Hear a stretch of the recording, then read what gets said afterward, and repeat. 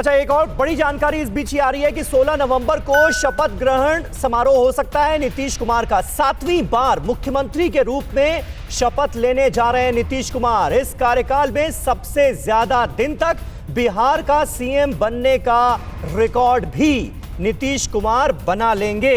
खालिद अब्दुल्ला साहब, अब देखिए यहां पर ऑपोजिशन ने पूरा जोर लगा दिया, महागठबंधन ने जबरदस्त ताकत दिखाई, बहुत मेहनत भी की, आरजेडी सबसे बड़ी पार्टी भी बनी, उसके बावजूद भी नतीजे बीजेपी और जेडीयू के फेवर में रहे। अब ये जो पड़ोसी राज्य में जो कुछ हुआ है, इसका असर बंगाल में आपको लगता है पड़ेगा?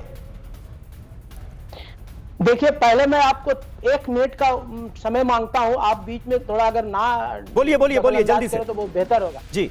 मैं आपसे कह रहा हूं कि उप मुख्यमंत्री अभी आपके भारतीय जनता पार्टी के प्रवक्ता हैं, वो कह रहे थे हमारे देश के महान सेनाओं का अपमान करते उन्होंने अपने भारतीय जनता पार्टी के लाइन में ला खड़ा कर दिया, उनके बराबरी में खड़ा कर दिया। हमारी सेना, हम कार्यकर्ता हैं, हम सेना के बराबर कैसे हो सकते हैं?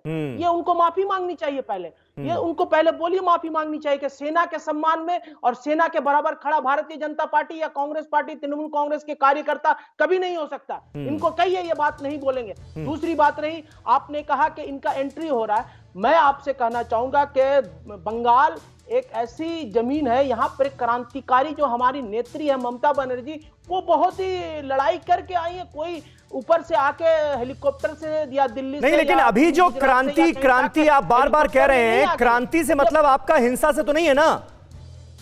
नहीं, देखिए, आपको हम कह रहे हैं क्रांतिकारी नेत्री है, तो हिंसा कहां से आया? क्रांतिकारी नेत्री मतलब हिंसा हो रही है ना, लेकिन मिट्टी से जमी है, मिट्टी से जमीन से जुड़ी हुई नेत्री है। ये कोई हेलीकॉप्टर से नहीं। खालिद अब्दुल्ला साहब, मुझे एक बात बताइए, आप कह रहे हैं कि आपके कार्यकर्ता भी मारे जा रहे हैं, बीजेपी तो कह ही रही है कि आपके बीजेपी के कार्यकर्ताओं की हत्या की जा रही है, टीएमसी के लोग कर रहे हैं। अगर आप दोनों की भी बात मान ली जाए तो भी कानून व्यवस्था जो है उसे संभालना तो सरकार का जिम्मा है ना। 30 सेकंड का भी समय नहीं दिया आपसे, मैं रिक्वेस्ट किया था, आपने 30 सेकंड का भी समय नहीं दिया। आप भारतीय जनता पार्टी को 3 मिनट का समय बोलने के देते, तो कम से कम मुझे तो बोलने दे, जल्दी से कंप्लीट करें। अनुरोध करता हूं कि आपने, मैं जल्दी ही कहता हूं भाई, आप मुझे जल्दी हटा देंगे, मुझे मालूम है। मैं ये कहना चाहता हूं कि जो क्रांतिकारी का मतलब भारतीय जनता पार्टी के लोगों को आपस में इतनी लड़ाई है।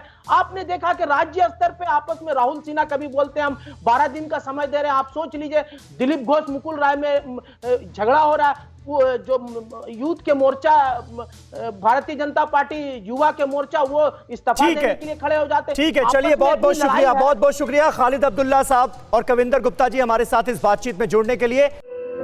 धुआं धुआं सा ये शहर क्यों दिखता है, सुना है बाजार में धुएं का सामान बिकता है, ये दिवाली सिर्फ दिए वाली।